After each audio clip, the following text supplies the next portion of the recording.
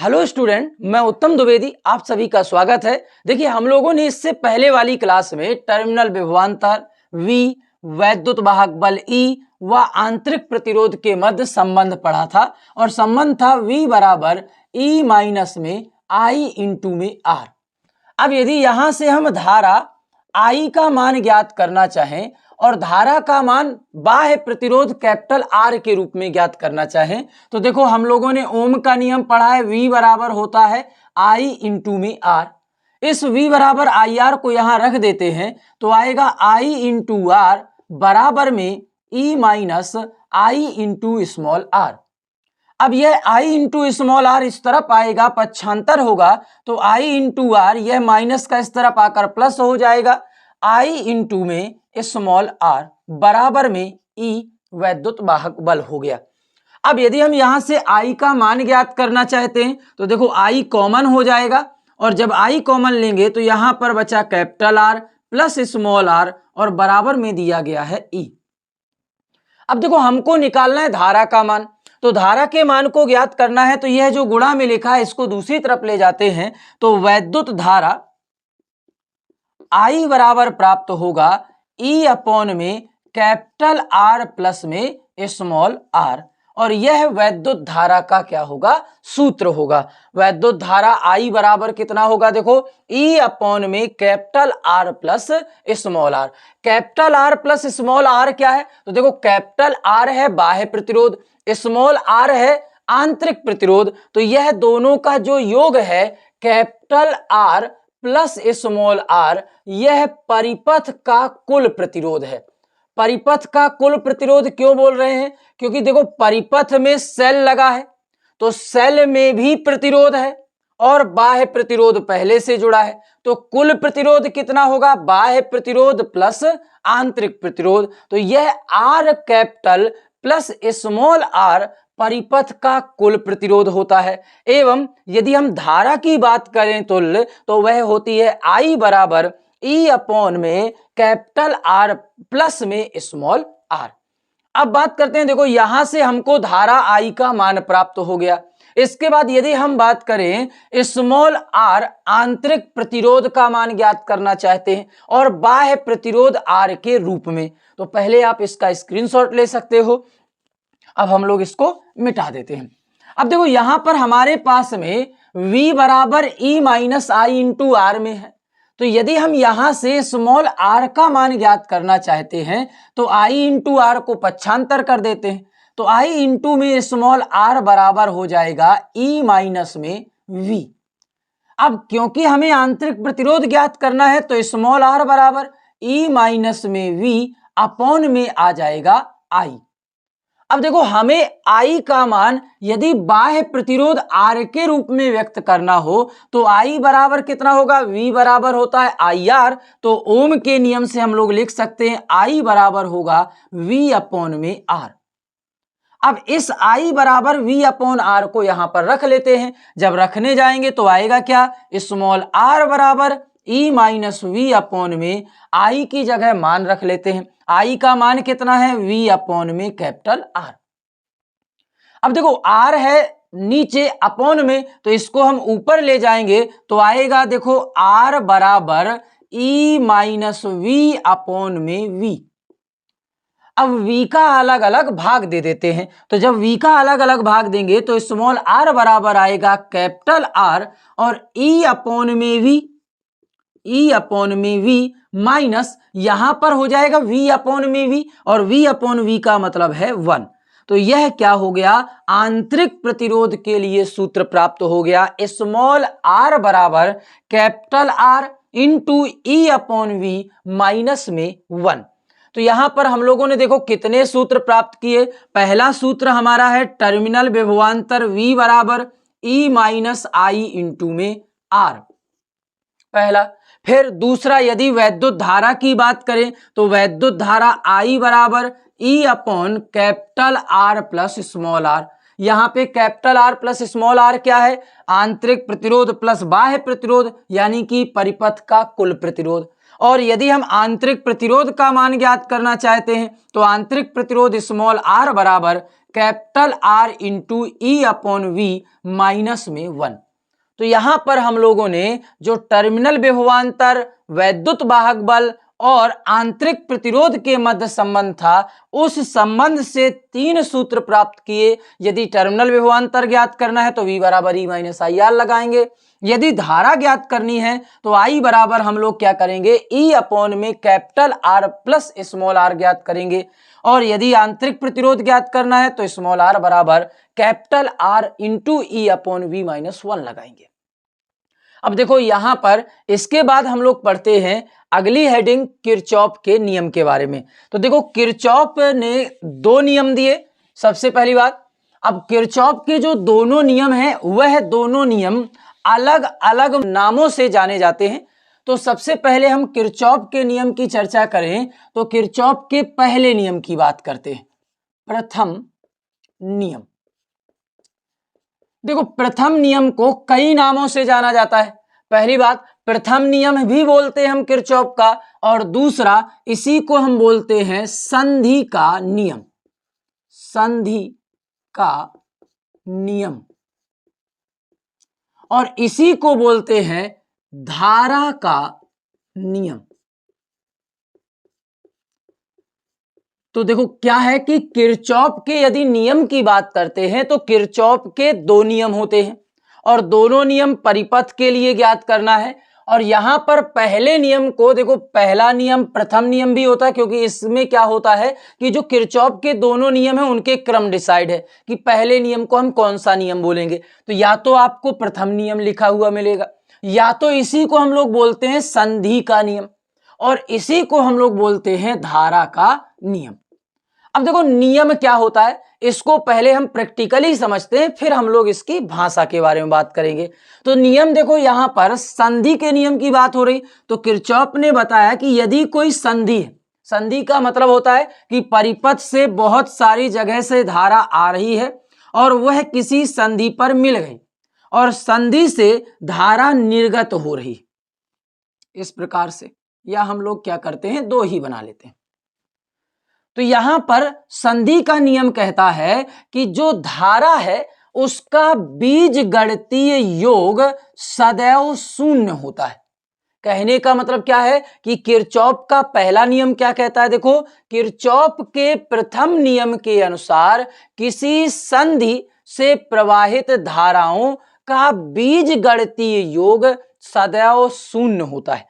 बीजगणितीय योग का मतलब क्या है कि संधि में जो धारा आ रही है उसकी दिशा होगी अगर प्लस, तो संधि से बाहर जाने वाली धारा को हमें क्या लेना पड़ेगा, माइनस। कहने का मतलब है हमें यहां पर चिन्ह सहित मान रखना होगा। अब इसी नियम को एक और नाम से जानते हैं कि यदि हमने कहा संधि के नियम को हम बीजगणितीय योग शून्य होता है ऐसे नहीं लिखना चाहते, तो हम लोग लिख सकते हैं कि किरचॉफ के नियम के अनुसार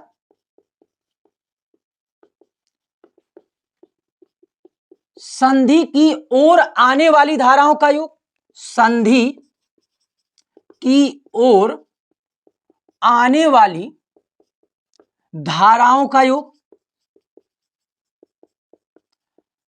बराबर होता है संधि से बाहर धाराओं का योग, यानी कि संधि से बाहर जाने वाली धाराओं के योग के। तो बराबर होता है संधि से बाहर जाने वाली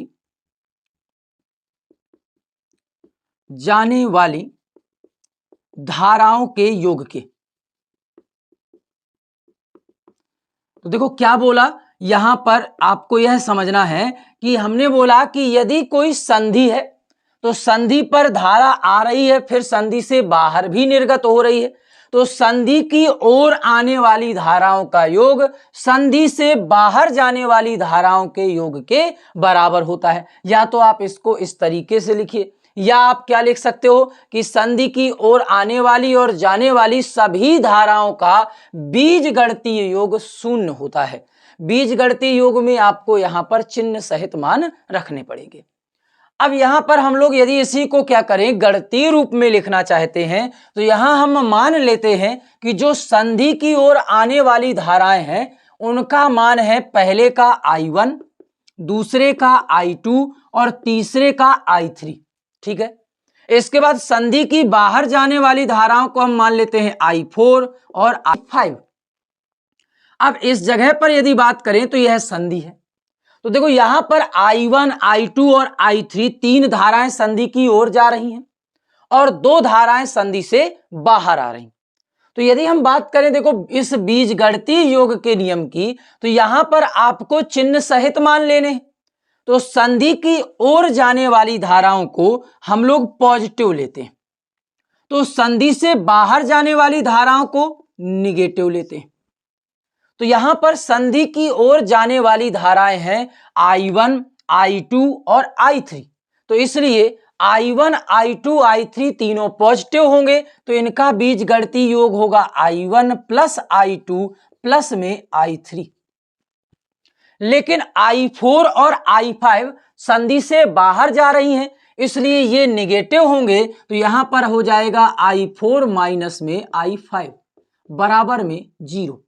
अब यह जो मान आया यह किसके बराबर आ गया, देखो I1 plus I2 plus I3 minus I4 minus I5 बराबर में कितना हो गया, 0, क्योंकि यह कहता है कि बीजगणितीय योग शून्य होता है।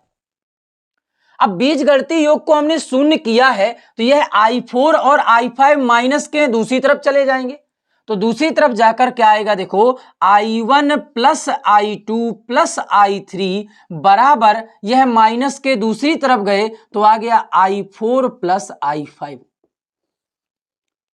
तो यहां पर आपको समझ में आ रहा होगा कि I1, I2, I3 तीनों संधि की ओर धाराएं आ रही थी और I4 और I5 संधि से बाहर जा रही थी। तो इसका मतलब क्या निकला कि संधि की ओर आने वाली धारा और संधि से बाहर जाने वाली धाराओं का योग आपस में कैसा आ रहा है, बराबर आ रहा है। तो संधि का पहला नियम या किरचॉफ का प्रथम नियम क्या होता है कि संधि की ओर आने वाली धाराएं और संधि से बाहर जाने वाली धाराओं का योग सदैव बराबर होता है। अब बात करते हैं यह नियम किस पर आधारित है। तो देखो यहां पर आपको यह समझना है कि आवेश प्रवाह को ही धारा बोलते हैं। तो यहां तीन मार्गों से धारा आ रही है, तो इसका मतलब तीन मार्गों से जितना आवेश आ रहा है वह दो मार्गों में बंट गया। इसका मतलब क्या है, तो इसका मतलब सिंपल सा है, देखो कि जो आवेश आया वही आवेश निर्गत हुआ। आवेश कैसा रहेगा, नियत रहेगा या आवेश संरक्षित रहेगा।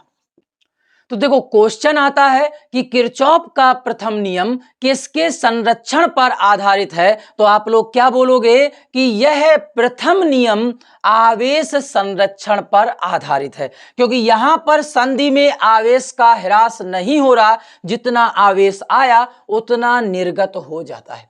इसको हम लोग किरचॉफ का प्रथम नियम बोलते हैं। अब हम लोग आते हैं किरचॉफ के द्वितीय नियम में। द्वितीय नियम क्या होता है इसके बारे में हम लोग जानते हैं। तो देखो द्वितीय नियम को भी हम लोग कई नामों से जानते हैं।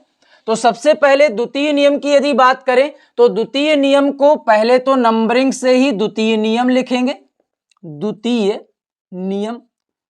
अब इसके बाद इसी को हम लोग बोलते हैं बंद पास का नियम, बंद पास का नियम। एवं इसी का एक और नाम होता है बोल्टता का नियम, बोल्टता का नियम। देखो अब नियम क्या होता है इसके बारे में यदि चर्चा करें तो किरचॉफ का जो द्वितीय नियम है वो यहां से हम लोग डिसाइड करेंगे, यह बंद पास का नियम है। अब बंद पास क्या होता है, तो देखो बंद पास होता है बंद परिपथ।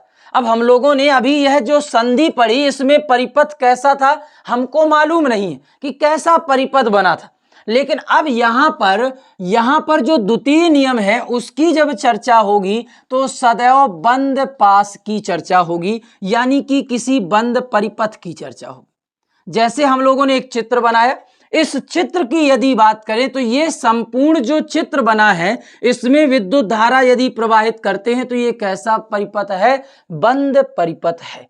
और इसी बंद परिपथ को बंद पास कहते हैं। ठीक है, तो बंद पास का नियम क्या होता है? तो पहले हम नियम को गणितीय रूप में लिखते हैं। तो देखो नियम होता है आई इंटू में आर बराबर होता है सिग्मा ई के। अब ये नियम है क्या, इसके बारे में यदि चर्चा करें तो देखो नियम सिंपल सा यहां पर समझना है कि बंद पास में प्रवाहित धारा के संगत प्रतिरोधों के गुणनफलों का योगफल, या बोल सकते हो बीजगणितीय योगफल। यहां पर क्या लिखा हुआ है? वैद्युत वाहक बल। तो लिखोगे क्या कि वैद्युत वाहक बलों के बीजगणितीय योगफल के बराबर होता है। फिर से दोबारा बोल रहे हैं हम, क्या बोला हमने? देखो यहां पर बोला है कि किसी बंद पास में प्रवाहित वैद्युत धारा एवं उसके संगत प्रतिरोध के गुणनफलों का योगफल उस परिपथ में वैद्युत वाहक बलों के बीजगणितीय योग के बराबर होता है। इस नियम को बंद पास का नियम या वोल्टता का नियम कहते हैं। अब देखो हम लोग बंद पास के नियम को क्या करते हैं, इसको हम लोग समझते हैं गणितीय रूप में। और गणितीय रूप में समझने के लिए सबसे पहले हम परिपथ को बनाते हैं। तो हम मान ले रहे हैं यहां पर कि परिपथ में एक सेल है और सेल के साथ एक प्रतिरोध जुड़ा हुआ है और यहां पर एक बाह्य प्रतिरोध जुड़ा हुआ है। इसके बाद एक और सेल है जिसका स्वयं का आंतरिक प्रतिरोध है, तो यहां पर स्वयं प्रतिरोध जुड़ा हुआ है। अब यदि हम इस वाले सेल का विद्युत वाहक बल मान ले E1 और इस सेल का विद्युत वाहक बल मान ले E2 और यहां पर आंतरिक प्रतिरोध मान ले R2, आंतरिक प्रतिरोध इसका मान ले रहे हैं R1 तथा बाह्य प्रतिरोध कैपिटल R मान लेते हैं। तो सबसे पहले हम धारा को प्रवाहित करते हैं। तो देखो धारा प्रवाहित करनी है यदि, तो यहां बैटरी का प्लस सिरा ये है तो प्लस सिरे से धारा बाहर जाएगी, तो इसको हम बोल रहे हैं I1, या इसमें E2 माना है तो इसको I2 मान ले रहे हैं। इसके बाद इसको E1 माना है तो यहां पर धारा को हम मान ले रहे हैं I1। अब दोनों इस जगह संधि पर मिलेंगी, यह धारा I2 आई और I1 आया। तो अभी आपको पढ़ाया ही गया है कि संधि का नियम क्या कहता है कि संधि की ओर आने वाली धारा और संधि से बाहर जाने वाली धाराएं का योग सदैव बराबर होता है। तो इनका जो योग है बाहर जाने वाली धारा का योग बराबर होगा। इसका मतलब है I1 प्लस I2 धारा बाहर निर्गत होगी। तो यह I1 प्लस I2 मान ले रहे हैं। अब यहां पर देखो बंद पास कौन कौन से हैं, तो बंद पास निरूपित करने के लिए यहां हम नंबरिंग कर दे रहे हैं A B C D E और F। सबसे पहले इस नीचे वाले बंद पास नाम बोलते हैं, देखो A B C D A की बात करते हैं, इसको बंद पास एक भी बोल सकते हैं। तो यदि हम इसका प्रयोग करना चाहते हैं बंद पास एक में किरचॉफ के नियम का, तो हम यहां लिख रहे हैं बंद पास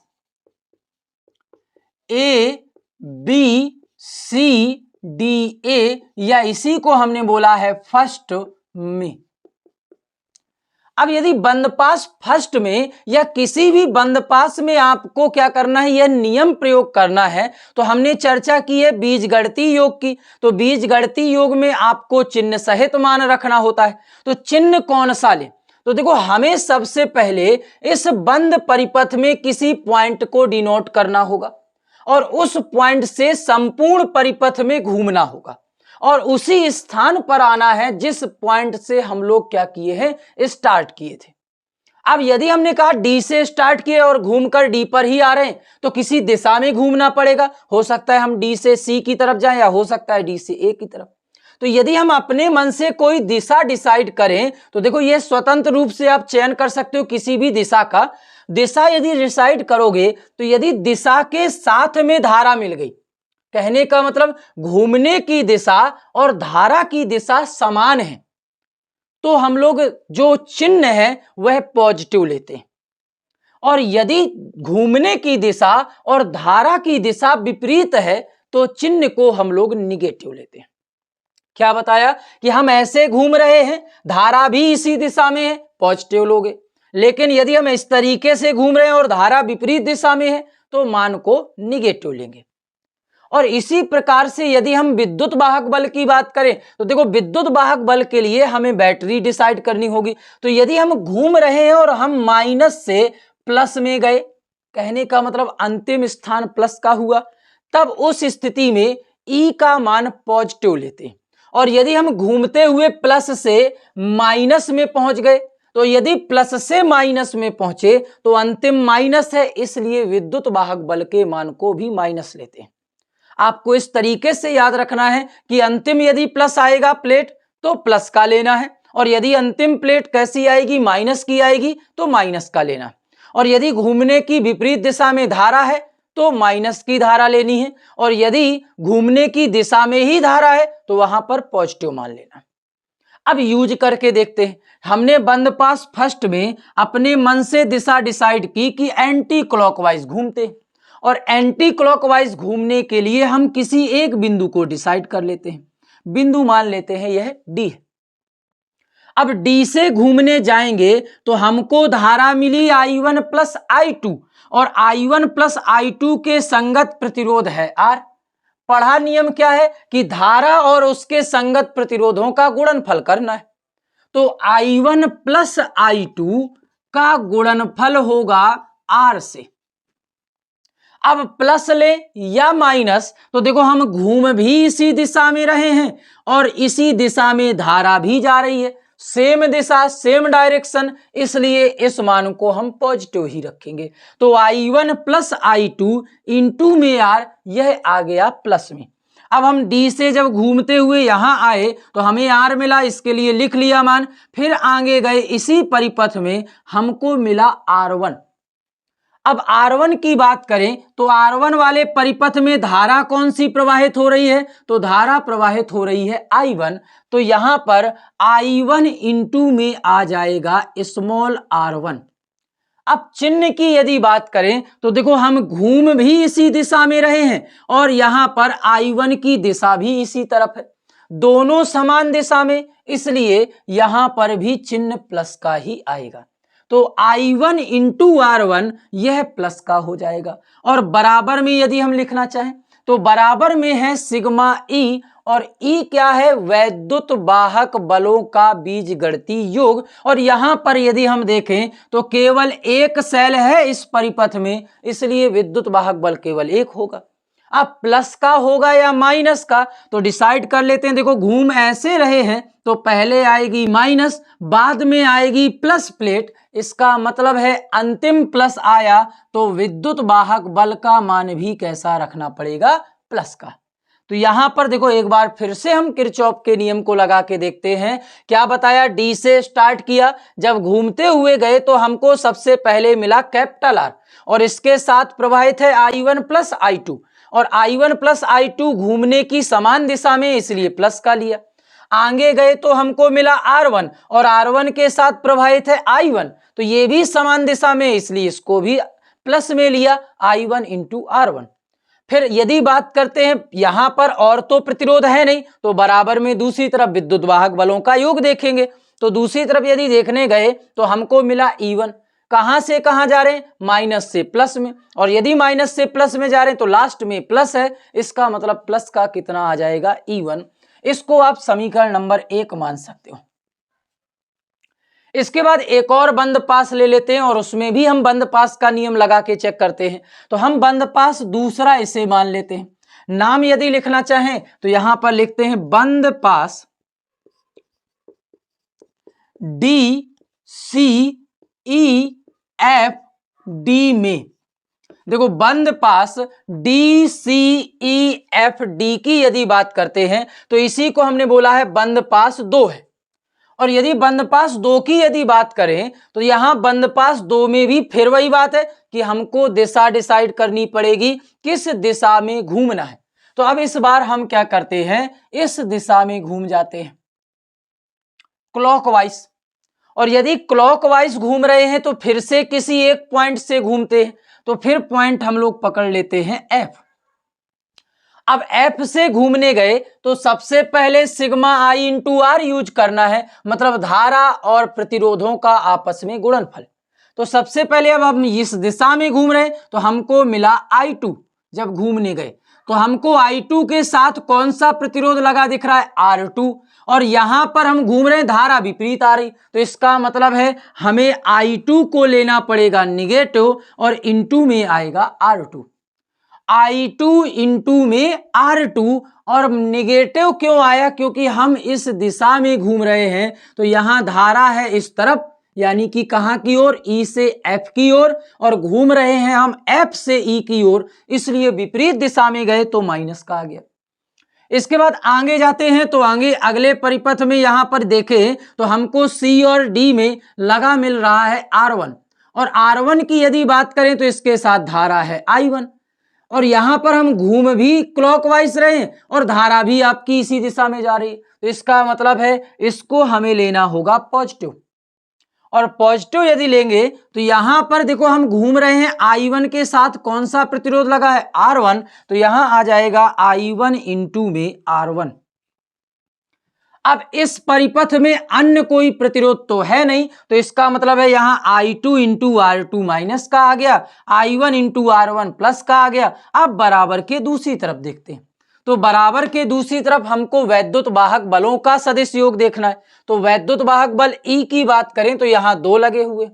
अब हम घूम इस दिशा में रहे हैं, तो जब इस दिशा में घूम रहे हैं तो हमको सबसे पहले मिला E1, और E1 में हम लोग गए माइनस से प्लस की ओर, यानी कि हमें कैसा लेना होगा, प्लस का, क्योंकि अंतिम प्लेट आ रही है प्लस की। फिर दूसरे में आए तो यहां पर आए प्लस से माइनस की ओर, और जब प्लस से माइनस की ओर आए तो अंतिम प्लेट है माइनस की, इसलिए E2 को हमने लिया माइनस का। तो यह क्या हुआ, बंदपास 2 में आपको दूसरा समीकरण प्राप्त हो गया। तो देखो किरचॉफ के नियम की बात करें तो हम लोग फिर से दोबारा समझ लेते हैं कि दोबारा से नियम क्या था ये, तो किरचॉफ का द्वितीय नियम था बंदपास का नियम, या इसी को वोल्टता का नियम बोलते हैं। और यह नियम क्या कहता है, कहता है कि धारा और उसके संगत प्रतिरोधों के गुणनफलों का बीजगणितीय योग उस बंद परिपथ में विद्युत वाहक बलों के बीजगणितीय योग के बराबर होता है। अब बात करते हैं यहां पर किस तरीके से किरचॉफ का नियम लगाते हैं, तो आपको अभी लगा के समझाया। आपको यहां पर क्लॉकवाइज या एंटी क्लॉकवाइज घूमना होगा। यदि समान दिशा में धारा आ रही तो पॉजिटिव लीजिए, विपरीत में आ रही तो निगेटिव लीजिए। विद्युत वाहक बल की यदि बात होगी तो अंतिम प्लेट प्लस की आ रही है तो प्लस लीजिए, और अगर अंतिम प्लेट माइनस की आ रही है तो माइनस ले लीजिए। अब बात करते हैं, देखो हम लोगों ने पहला नियम पढ़ा कि आवेश संरक्षण के सिद्धांत पर कार्य करता है, तो यह दूसरा नियम किस पर कार्य करता है, तो देखो दूसरा जो नियम है ऊर्जा संरक्षण के सिद्धांत पर कार्य करता है। अब ऊर्जा संरक्षण के सिद्धांत पर दूसरा नियम कार्य करता है और पहला नियम कार्य करता है आवेश संरक्षण के सिद्धांत पर। पहले नियम को हम धारा का नियम बोलते हैं, दूसरे नियम को हम वोल्टता का नियम बोलते हैं। पहले नियम को हम संधि का नियम और दूसरे नियम को बंदपास का नियम बोलते हैं। तो इसके कई नाम हैं, ठीक है। तो यहां पर किरचॉफ के नियम समाप्त होते हैं और किरचॉफ के नियम का अनुप्रयोग भी हम लोगों ने समझा।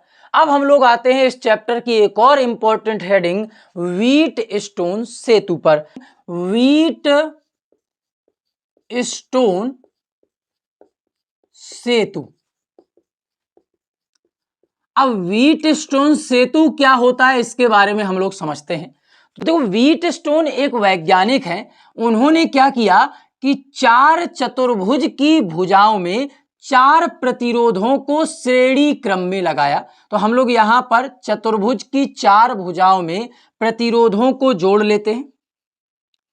इसके बाद यहां पर चतुर्भुज की 4 भुजाओं में जब हमने प्रतिरोधों को जोड़ दिया तो यहां जो विकर्ण है, इन विकर्णों में से एक विकर्ण पर उन्होंने एक बैटरी को जोड़ा या सेल को जोड़ा, जिसका विद्युत वाहक बल हम लोग मान लेते हैं E, और दूसरे विकर्ण पर गैल्वेनोमीटर को जोड़ा।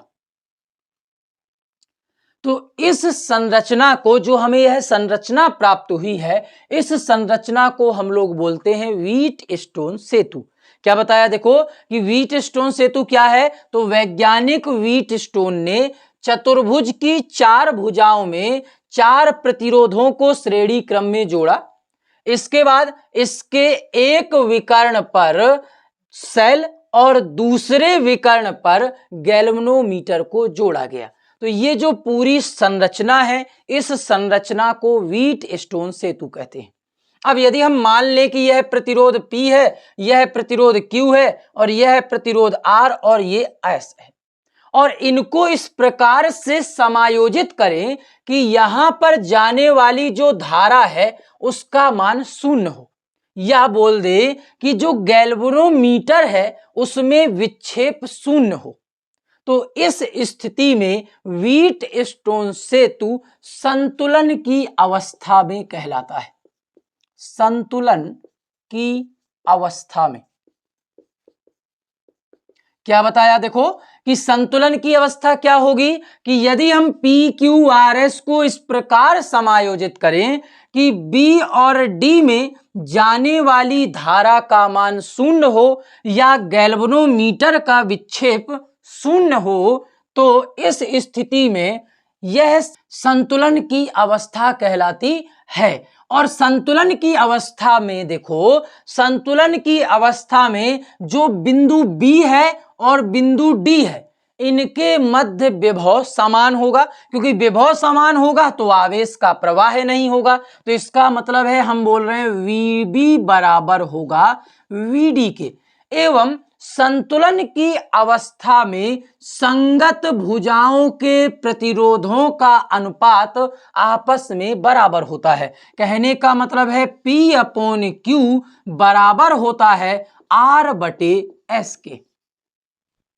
क्या बताया? संतुलन की अवस्था कब होगी? जब गैल्वेनोमीटर में विक्षेप शून्य होगा, और यदि गैल्वेनोमीटर में विक्षेप शून्य होगा तो इस अवस्था को संतुलन की अवस्था कहते हैं।